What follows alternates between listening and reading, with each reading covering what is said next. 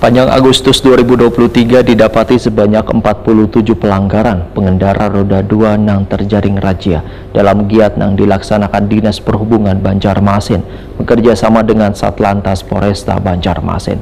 Puluhan pengendara nang terjaring razia rata-rata telah melakukan pelanggaran berkendara melawan satu arah di sejumlah titik dilakukan giat.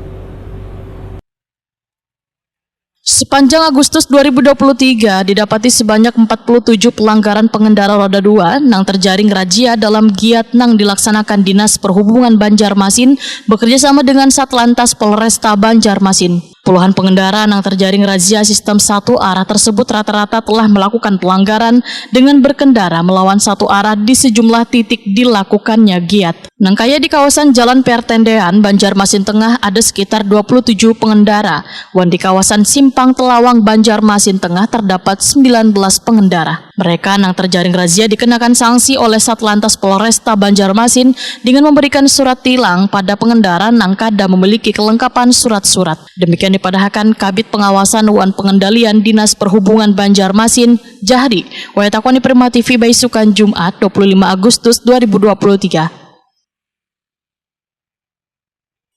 Menurut Jahri, banyaknya pelanggaran satu arah yang dilakukan pengendara ini membuktikan bahwa kesadaran warga terutama dalam berlalu lintas masih sangat kurang. Hanya sebagian warga yang sudah memahami tentang rambu-rambu lalu lintas yang telah dipasang di ruas-ruas jalan. Kedepan bidang lalu lintas jalan, ujar Jahri, akan gencar melakukan giat terkait penanganan sistem satu arah, khususnya di sejumlah titik-titik yang telah diberlakukan jalan sistem satu arah, sekaligus mengkampanyekan tentang pentingnya mematuhi rambu-rambu lalu lintas kepada warga.